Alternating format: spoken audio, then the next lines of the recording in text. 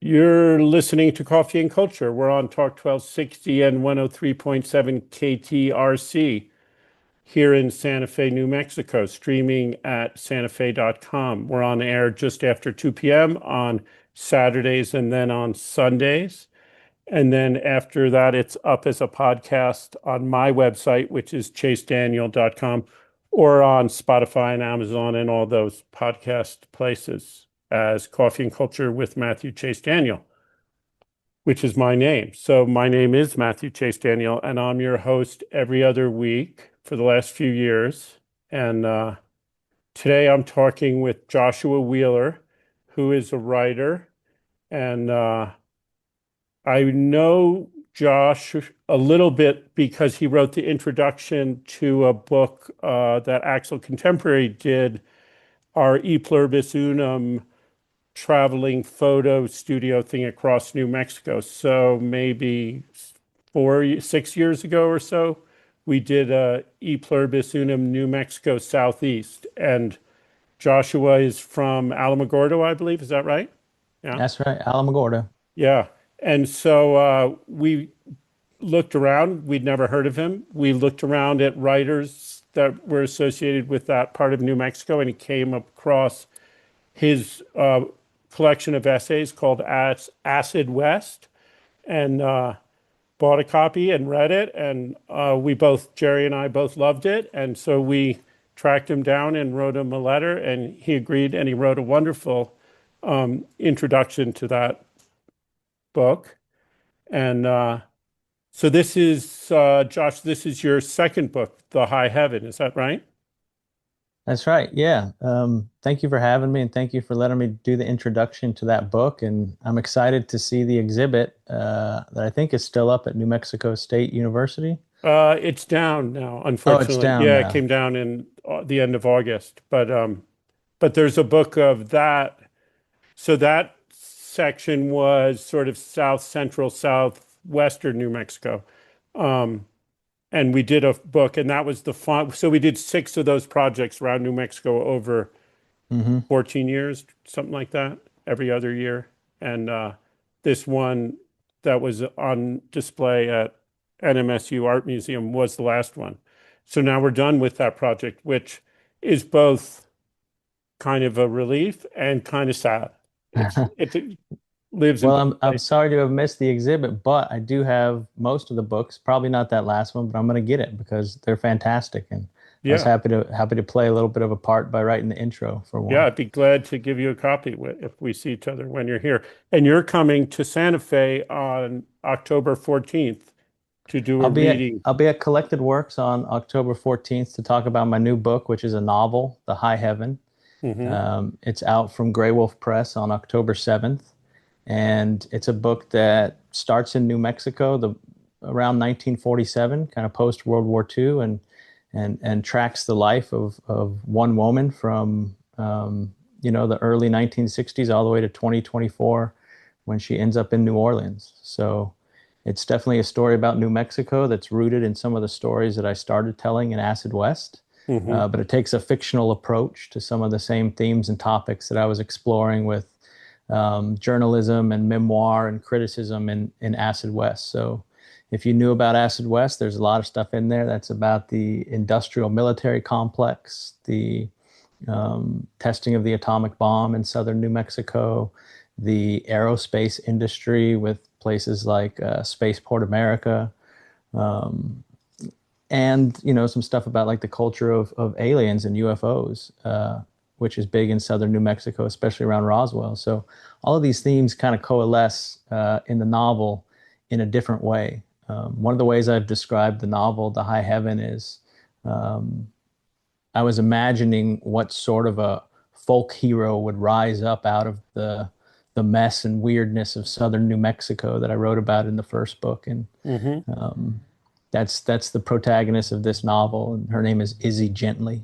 Yeah, she's a very compelling character and goes through a lot of transformations sort of in her work. I mean, she starts as a very young girl and ends as an old woman.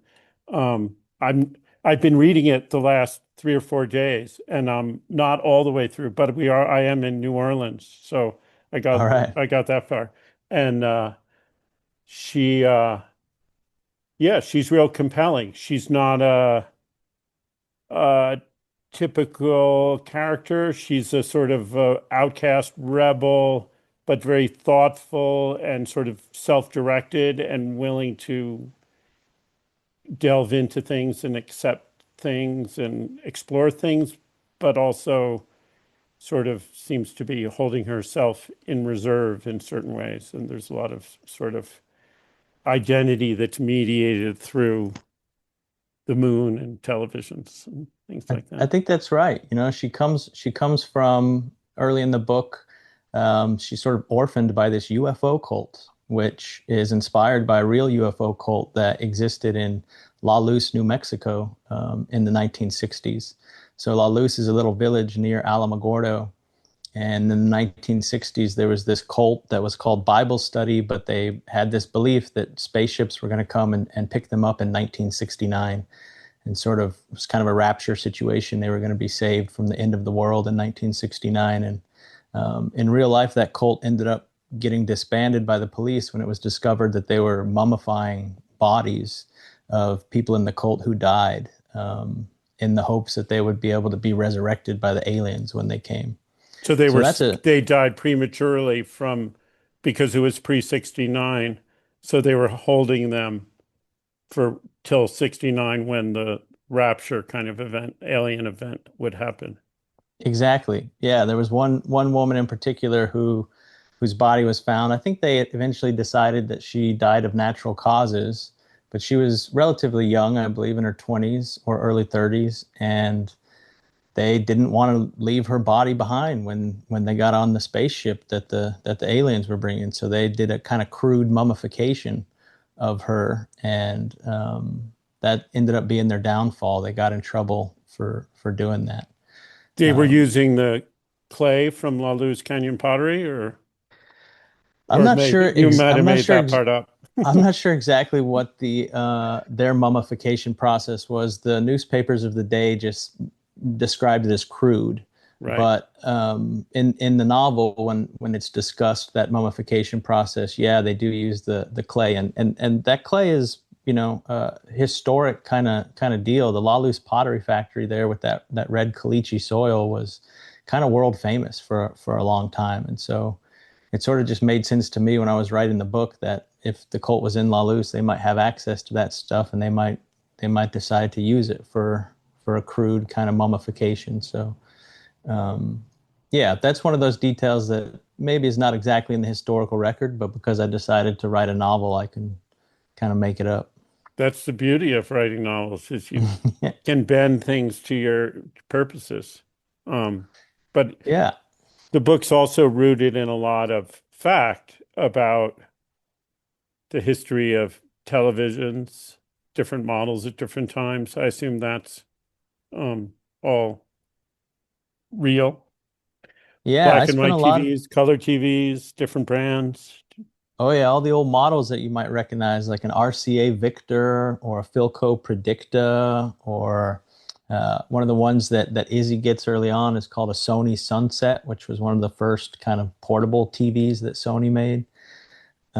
I got really fascinated with the ways in which the space race, you know, the moonshot and everything after it that NASA was doing, kind of paralleled the evolution of television, and the way in which these two technologies, one very big and one much smaller and increasingly smaller, how they were kind of bouncing off and resonating off of one another. In a lot of ways, the space race was designed to look good on TV.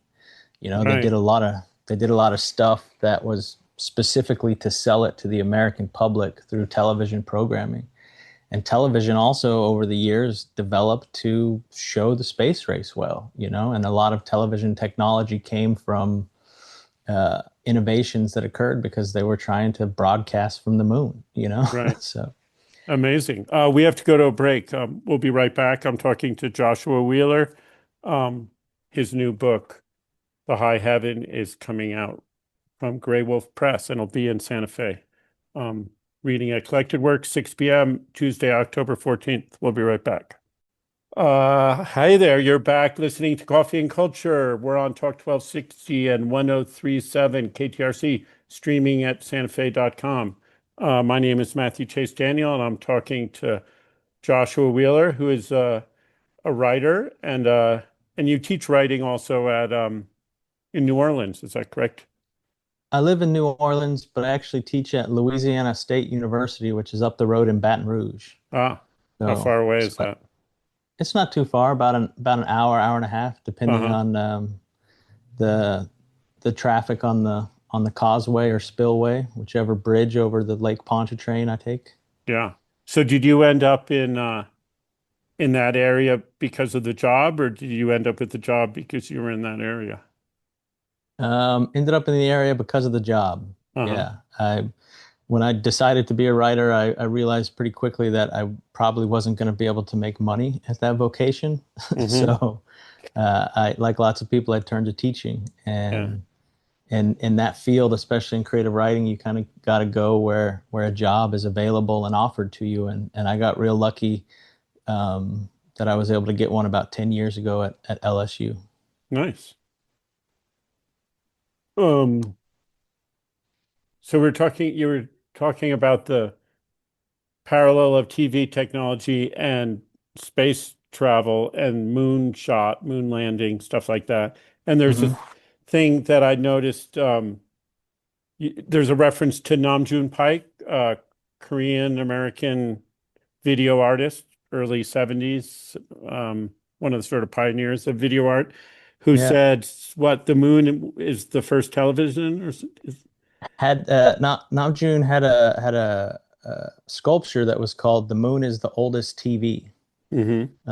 And I believe there's also a documentary now that has that name that's about his work. But yeah, all of his stuff was a huge influence on my characterization of Izzy, the protagonist of the novel, especially later in life. She's sort of this almost becomes this kind of outsider artist at times where she's obsessed with the technology of television, in part because of the experience she had with radio technology when she was in the cult Mm-hmm. in La Luce. And so she's always tinkering with TVs and trying to figure out how they work and what she can do with them and how they connect her to the world or to something beyond the world.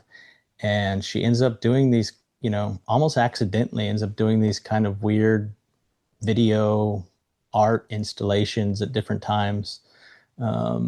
And so I was looking at people who were doing that kind of stuff in the early days of video cameras and television, and his art was definitely at the forefront of that. So there's at least one or two direct references to him in the novel, and then lots of stuff that is inspired by the kind of work that he was doing. Yeah. There's another Stena Vasulka, who Uh, with her husband, Woody Vasulka, he's passed now, but she lives here in Santa Fe and has for a long time. And she worked with Namjoon Pike and was also one of those sort of early video pioneers in the early 70s, ran a place called The Kitchen in New York City. And mhm. um, she's still around. She's old, but she's well loved Maybe I character can get her here a in Santa copy of the Fe. book there. If anybody Yeah, knows her, yeah. put us in touch. Let me get her a copy of the book. Yeah, maybe if I'm there, I'll we can drive over and knock on her door. I can All right. introduce you. Yeah, Um, definitely. They featured the kitchen, I believe, in that documentary. yeah, Moon they, is the it- oldest TV. yeah, the kitchen was an interesting place when it went through different iterations, but when she ran it, she and Woody, I think, um, they had a different show of any kind of performance art every day. They did like 365 shows a year, and they would just give you the keys and say, clean up when you're done. And then the keys would go to the next person the next day. And it wasn't juried or curated. It was just sort of this community space that became a very dynamic, important space in lower New York back That's then. amazing. Yeah. It's I don't know that I hear a lot of writers talk about it, but it's certainly true for me that I'm inspired by the visual arts as much as I am by the literary arts. Hmm.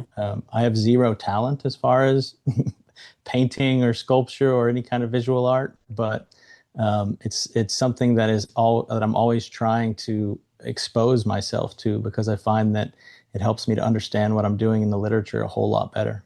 Yeah. I find as a visual artist, I am inspired by all sorts of things, literature, but also science and baking and pictures of flowers. Just, I mean, anything, just Yeah. everything goes into the soup. And that's one thing that I love about your writing is it's rich with details, of things that you've learned, that you're interested in, that you've researched, that you are rattling around in your mind, and then come out in the page in this sort of, I was going to say coherent soup of the writing. And some of Yeah. it's coherent and some of it's incoherent because of the nature of what you're evoking and the characters, which Uh-huh. everything isn't coherent. There's a lot of incoherence in the characters, in a good way, Yeah, because that's it's how we are. I'm definitely not a minimalist. I'll say that. And I think soup's a good metaphor.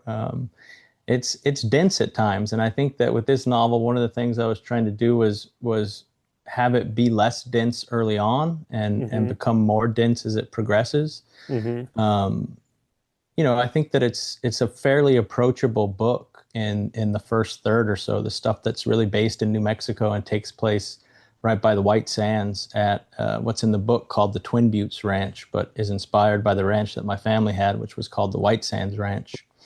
Um, that stuff is kind of written in the style of a Western. And so it's, for the most part, a lot simpler and a little bit less dense. But as the book progresses and we get into Texas and later in life, as Izzy becomes a character who's conscious of more things, it gets denser. And eventually by the New Orleans part, it's kind of a stream of consciousness where you're just like in her head experiencing things that are at times incoherent.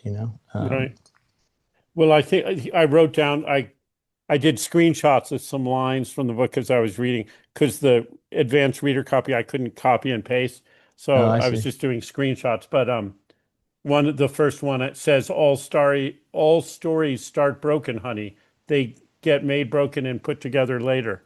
And I just loved, and that's sort of what you're describing here is like the the story, there are these sort of disparate things that make sense or don't make sense. And over time, as a reader, you get invested in the character and become sympathetic to her more and more, or identifying with her. And she Yeah, also, go ahead. I was just gonna say that's a line that Izzy's told by Maud Gently, her kind of adopted mother after she's orphaned by the cult, and they're watching a television production happen at White Sands in the 1960s, and it's a television show that's called High Heaven that is kind of a riff on the sort of Gunsmoke and Bonanza type shows that were huge in mid-century America, these big giant westerns. And um, yeah, they're like watching it. Izzy understands something, or Maud's trying to help her understand something about the way in which stories are sort of organically incoherent, and the coherence comes from all of this artificial stuff that the humans are doing. Um, and I think that has a really profound effect on Izzy early on. Yeah. Um, it seems like this book would make a good film. I hope so. I do love films, and maybe one day we don't have any big plans yet, but if there's any filmmakers out there that want to take a look at it, I'll talk to them. Yeah. It's certainly, especially in the beginning, it's very cinematic. It's riffing on that tradition of the cinematic westerns of the 50s and 60s. And so the style of the prose, I think, is approximating that cinematic Western style. Hmm. It gets maybe a little bit less cinematic, as it goes on, and there are some things that I think would be hard to put into a film or a movie. But I'd love to try if somebody gives me the money for it. Sounds good. We're going to go to another break. We'll be right back. I'm talking with Joshua Wheeler. You're back listening to Coffee and Culture. My name's Matthew Chase Daniel. I'm talking with Joshua Wheeler, and about his new book novel called The High Heaven, out from Grey Wolf Press. Reading at Collected Works on October 14th, 6 p.m. Come by. It'll be enjoyable, I assure you. And Josh is going to read a little bit from the book. Yeah, I'll just read a paragraph here. This is from early on in the book, chapter 3. Izzy's been rescued from the cult and is living at this ranch near White Sands. And the only thing she brings with her from the cult is this transistor radio that she thinks she's able to communicate with God through. She carried the galaxy to the window in the kitchen and sat listening for God. The porch and the barn and the cutting room too, listening for God. Mornings and Oliver gave her free rein to wander the ranch with the galaxy, exploring further from the house the more her leg healed, listening with her little ear right up to the galaxy radio, listening all day for God. Sometimes she lay down in the pasture with the galaxy for a pillow, like trying to sink her whole head into it. What would God tell this child? Oliver did chores where he could keep watch over her, or keep her in earshot in case the galaxy did come on. He jotted marks in a pocket notebook he kept for breaking horses. It was full of careful notations about weight and teeth and foot control, peculiarities of colts learning to take the bit, annotations on the stubbornness of mustangs he'd brought in over the years to save from getting auctioned off by the army to glue factories. He made little notes about Izzy's leg and other notes when she talked scripture. He hangeth the earth upon nothing. When Maud got home from work at the hospital, she kept an eye on the child while Oliver thumbed an old Bible looking for what Izzy had said. When he found the girl's words, he wrote down the numbers and chapter and verse. Here and there he asked about the light in her eyes. She would squint and put her hands up to cover them, and after a pause, she said always, "Still light." He would note the date and write, "Still light." Nice. Yeah, she has incredible green eyes that emit light somehow. Um, She's yeah, early on in the book, Oliver is convinced her eyes are like the trinitite, which hmm is the mineral that's created from the test of the atomic bomb at Trinity, this kind of emerald green stuff. And different people have different reactions to her eyes over the course of the book. And it's one of the kind of through lines that readers encounter as she ages and matures. Right. Um, yeah, there's another line somewhere. There's a prism between us and and truth as a line. And there's Yeah. I don't know, somehow that line, the prism between us and truth. And then there's is it only Izzy or maybe other characters too, who maybe Oliver identifying as the moon as a way to sort of be able to assimilate difficult things to imagine. Maybe it's Maud, Oliver's wife, who's hmm telling that to her son in Vietnam War or something. What? Yeah, that line about the prism between us and truth comes from Oliver's son, who's off at the Vietnam War, and hmm he's trying to describe what he's seeing in war in a letter to his family, and having trouble doing it. And so he comes up with that idea that he can't quite get to the truth because there's this prism that's kind of refracting things in ways that makes it difficult for him to understand what's really going on. But yeah, early in the novel, Izzy's introduced to this idea by Oliver and Maud that, when things are tough, if you just pretend that you're the moon, you're kind of far enough off from everything to get some distance and get some perspective, and maybe feel the weight of a situation a little bit less, and that's a kind of a trick that she keeps in her pocket that then becomes a really important part of her life when she's older and living in New Orleans and starts to encounter people who have this illness that keeps them from being able to see the moon. Right. So she starts kind of counseling them, and one of the ways she counsels them is to use this trick where you basically pretend that you're the moon. Uh-huh. Wow. I haven't gotten to that part yet. Um, There's a lot more moon stuff in the end. yeah, the moon is a through line through the whole thing. Um, For a while I was just calling it the Moon Book. Hmm.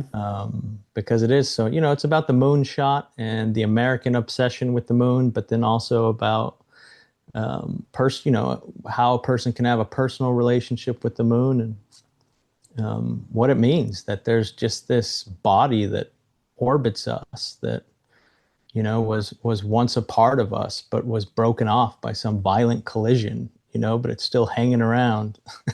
Yeah, you Um, you describe in there something that I probably heard before but forgotten, but it's about sort of the formation of Earth and the moon with these sort of space debris coalescing and breaking apart in different times, and then part of it becomes the moon, and then the moon regulates, actually is a sort of an anchor to keep our planet stable to some degree. yeah, I learned a lot about the moon while writing this book, and the the latest sort of scientific theories suggest that the moon was formed when something hit Earth and Earth became molten and part of it as it spun, part of it was kind of shot off and that's the moon.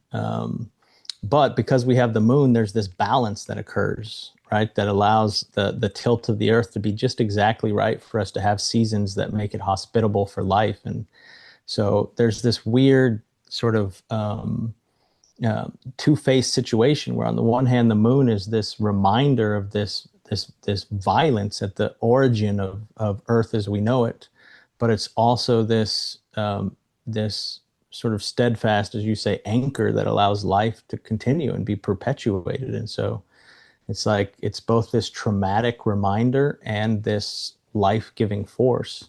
um, and I found Yeah, that duality really interesting. right, because we often think of the moon as sort of this lifeless orb up there, and the light that we're seeing is reflected from the sun, which seems much more energetic than the moon. But in fact, all of the tides, and then there's a place, a thing where she's in Texas growing weed and reading this book about horticulture and growing weed, and that the moon, the same way the gravitational pull of the moon affects the tides, it also affects the moisture in the leaves of plants. And so the certain times to plant or to harvest are, which I've always heard about that, like the farmer's almanac and stuff, like when is a good time to do this with the moon or whatever.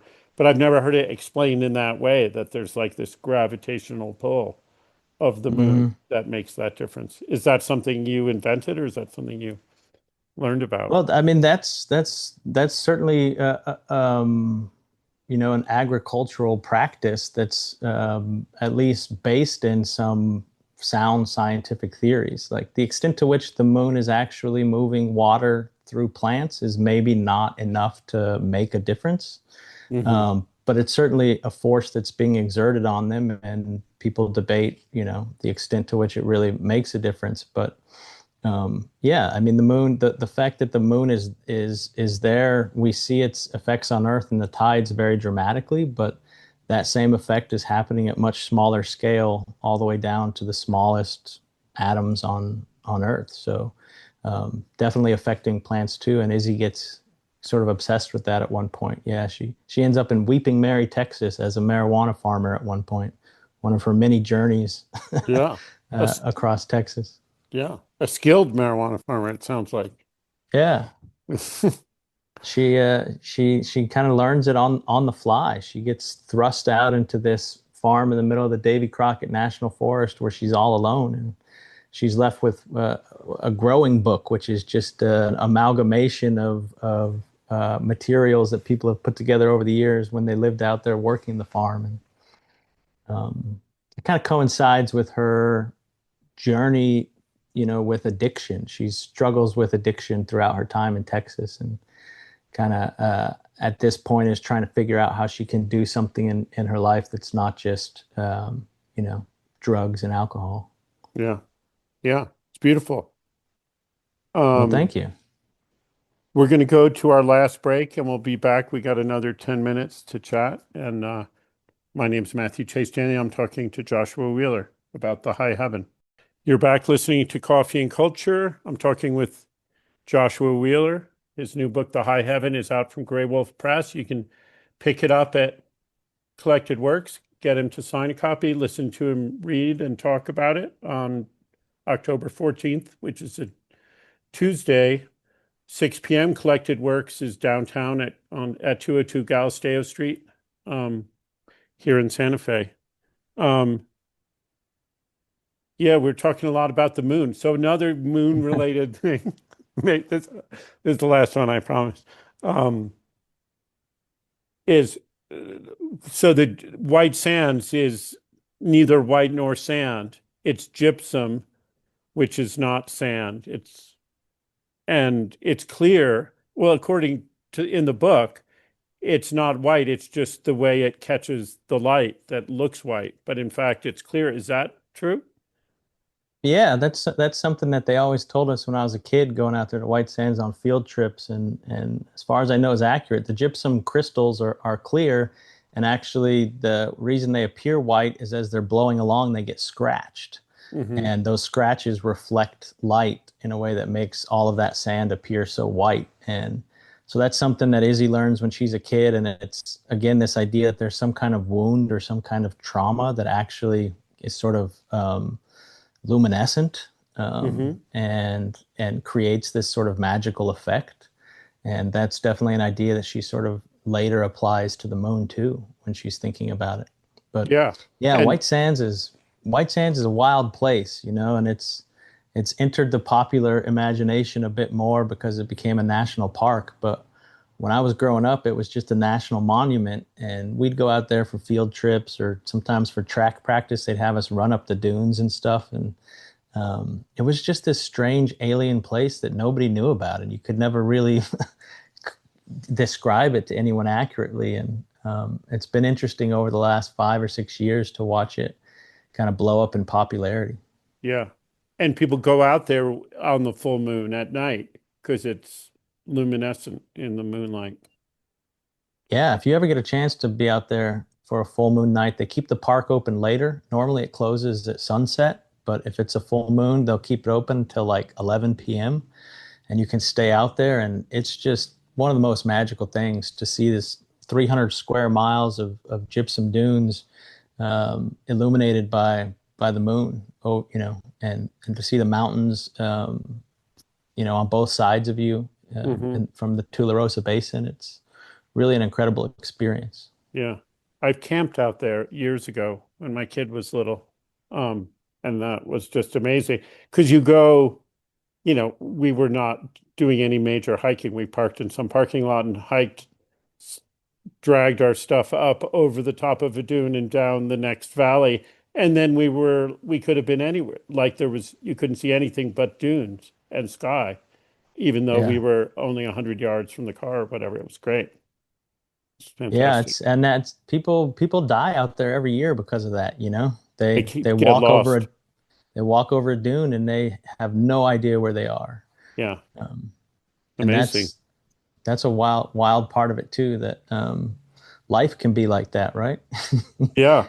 Didn't they recently find some human footprints that were much older than anything they thought of Yeah. human civilization in that area? Yeah, that comes up briefly in the book. There's talk of trackways, but yeah, recently they've uncovered so the gypsum is the same stuff that they make, drywall and plaster of Paris out of. And plaster of Paris is exactly the kind of thing you want if you're going to preserve a footprint for, posterity. Right. And so underneath a few layers of gypsum, you can find these trackways of ancient sloths. I think the giant sloth, and then they also had those human trackways. And yeah, they're some of the oldest human trackways, I think, anywhere in the world, which is pretty amazing to think about. Yeah. Um, They've created whole narratives from them too. It's like there's big trackways of adults, and they're side by side with small trackways of children. But then the children's footprints disappear as the sloths' footprints cross the adults, and so there's this whole narrative of like, this was somebody who was picking up the child to run away from a sloth or something. And it's right. again, it's Wow. this idea that the human need for coherence and narrative forces us to make these stories up about something that happened tens of thousands of years ago. Amazing. There's also, I think, drag, they made these travois, like drag sleds that they would drag. And I think there's marks from those down there with the footprints. So they've also created narratives around that. And I love that too because one thing that's discussed in the book is, the link between NASA and White Sands. And they had a landing strip out there for NASA for a long time. And in fact, one of the space shuttles did land out there in the 1980s. And so this place that was integral to launching these human transport systems, to the moon is also where we have some of the first evidence of human transport systems ever in those travois. Right. Um, Pretty wild. And the cult who was waiting for aliens to pick them up. Right. Yeah. Yeah. They're they're waiting for the spaceship to come the other direction. There's a thing in the book where Izzy finds some spaceship burns up in the atmosphere and scatters debris around where she is, I think out by the marijuana farm or whatever. And there's other things too earlier where she finds, or her Oliver does. Hmm. So I wanted to just tell a brief story. When I was in 1984, my wife and I were driving across the country and we were in rural northern Wisconsin and we came over this hill dark late at night, getting a little sleepy driving, lots of deer jumping across the road.